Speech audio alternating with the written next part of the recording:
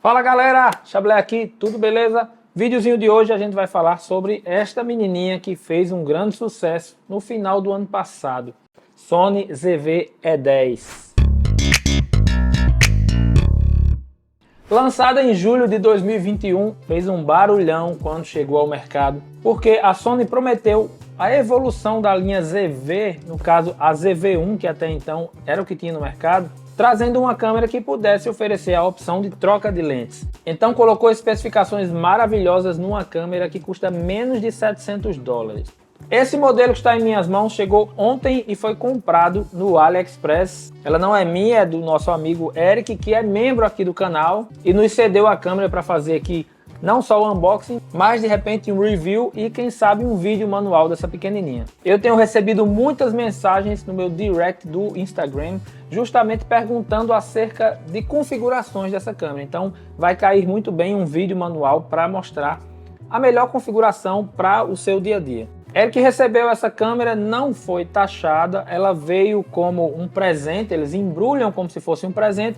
E para que isso aconteça, apesar da câmera ser nova, ser 0 km, eles abrem a embalagem e removem alguns itens para que na hora que ela chegue no seu país, ela venha como sendo um presente, um brinquedo, não venha como uma câmera para uso profissional. Então vamos abrir aqui para ver como o AliExpress entrega esses equipamentos aqui no Brasil. Já de cara a gente percebe a falta dos livrinhos manuais. Normalmente os fabricantes colocam esse material de papelaria em cima aqui no primeiro compartimento da caixa. Na parte interna tudo normal. Aqui a gente tem já a câmera e aqui do lado os acessórios que incluem o pacote. Nesse caso a gente percebe a falta de mais um item. A lente. O vendedor removeu a lente justamente para baixar o preço do pacote e você comprar a câmera somente pelo preço do corpo. Carregadorzinho USB, não vem o carregador externo. Correia padrão, um wind cut para o microfone da ZV-E10, já que ela possui um microfone na parte superior da câmera. Justamente porque essa câmera é voltada para vlogs, então eles deixam o microfone em uma posição que fique mais fácil de receber o sinal sonoro, né? Bateria que preserva a mesma bateria da linha 6 até a Alpha 6500, que é a NP-FW50, essa bateria tão controversa que a Sony sustenta ainda até hoje, porque eles otimizaram o uso de bateria nessa linha ZV. Então, como a ideia da câmera é ela ser muito pequena, muito leve, muito portátil, não faria sentido colocar uma bateria maior e mais pesada. Então eles preservaram a mesma bateria da Alpha 6500, Alpha 6000, 6300. Um cabinho USB-C para carregamento e também para descarregamento das imagens. E, obviamente, o mais aguardado aqui, a belíssima, pequena, notável ZV-E10. Olha só que coisa mais linda. Um pequeno detalhe, a câmera veio sem a tampa frontal porque nesse pacote ela vem com a lente. Como o vendedor removeu a lente para baratear o kit, ele acabou não incluindo aqui uma tampa para o sensor. Como a gente está num ambiente bem controlado, aqui não tem circulação de areia, de poeira, então nem faz tanta diferença deixar aberto, né? Não vai sujar o sensor. À primeira vista, o que eu posso falar dessa câmera? Ela traz o acabamento muito parecido com a Alpha 7C, inclusive o mesmo padrão de borracha. Bom, nas especificações da câmera não descreve se o corpo é construído em metal, mas pelo toque parece que esse primeiro bloco aqui é metal, apesar de sentirmos plástico em algumas partes da câmera. O plástico, pelo menos ao toque aqui, é muito parecido com o plástico da construção da Alpha 6000. Se for o mesmo material, então a gente está muito feliz porque a Alpha 6000 já tem durado aí por longos e longos e longos anos, não apresentou nenhum problema nos plásticos, mesmo com uso mais extremos, fotografando em eventos e tal, ela não esquenta o suficiente para danificar a carcaça plástica.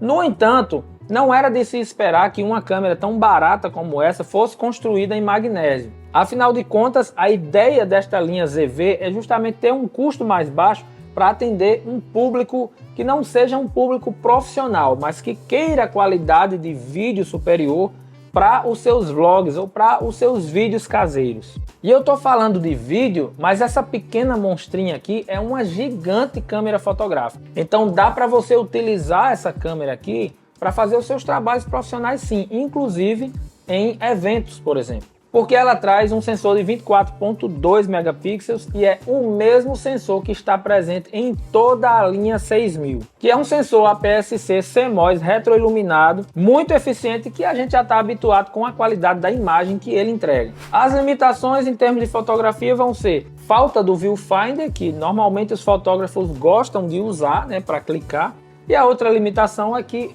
por ela ser muito pequena, sua mão vai sobrar muito na câmera, principalmente se você tiver mãos grandes como as minhas. Então, a utilização de um cage nesse tipo de câmera, eu acho que vai ser essencial. Primeiro, para ela ganhar um pouco mais de pegada e peso, né, não ficar tão leve na sua mão, para que na hora de você acrescentar um flash externo aqui, ou uma lente grande, por exemplo, você não tenha muito problema com o balanceamento do corpo da câmera na sua mão.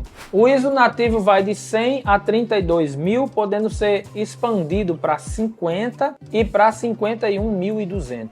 Assim como toda a linha 6, ela preserva o -5 e +5 stops de exposição, podendo lhe dar uma gama de edição bem bacana, apesar de ser uma câmera de apenas 8 bits de profundidade de cor. Também significa dizer que você vai conseguir focar mesmo em ambientes com luzes muito baixas.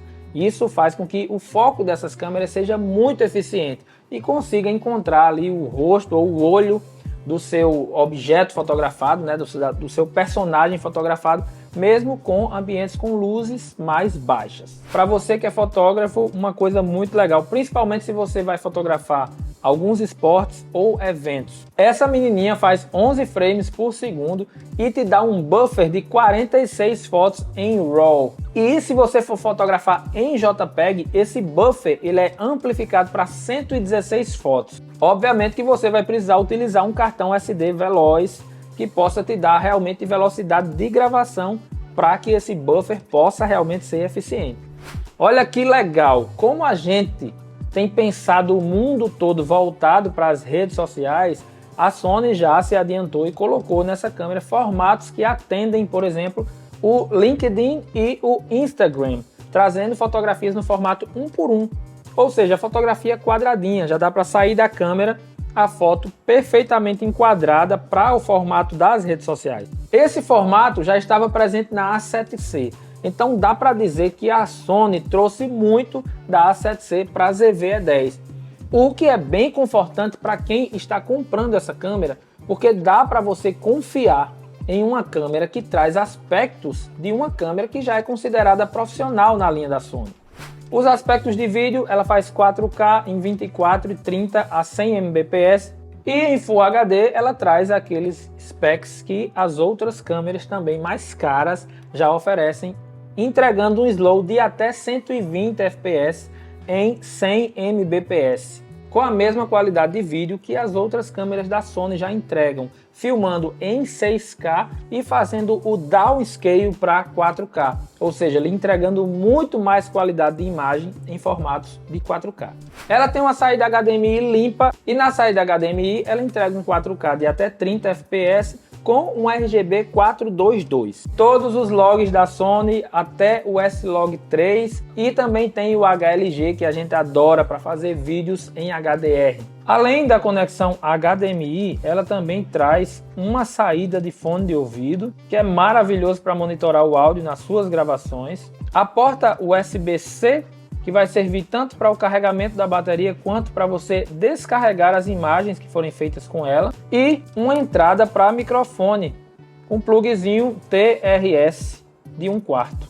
Uma pequena observação, eu acho que a Sony vacilou muito nessa portinha aqui, ó, onde fica o microfone, já que é uma porta que a gente vai acessar bastante durante os nossos trabalhos, então provavelmente essa borrachinha vai arrebentar muito facilmente e a gente vai acabar tendo que usar a câmera sem essa portinha aqui. Isso traz uma certa tristeza porque mostra um pouco de fragilidade em relação a essa porta aqui. No entanto, a porta das conexões gerais ela é exatamente igual à porta da Alpha 6000, então ela tem bastante durabilidade porque não precisa de mola, ela tem apenas uma dobradiça comum e a porta não é borracha, ela é plástica, então ela não vai se desgastar com o tempo. A Sony preservou um atalho configurável aqui, acrescentou um botão de escolha de foto, vídeo e slow. O botão de ligar, que normalmente ficava presente aqui no shooter, agora veio para a parte superior, próximo do microfone.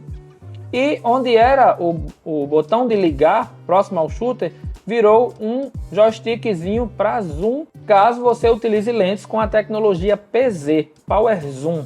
Na parte traseira da câmera a gente tem o botão de menu, um botão de função totalmente customizável, assim como em todas as câmeras da Sony, um dial rotativo que traz de fábrica a função da velocidade do obturador, mas pode ser customizável, o botão play e o botão para a lixeira, que também pode ser utilizado como um atalho. Também na parte superior nós temos um outro dial que pode controlar a abertura do obturador.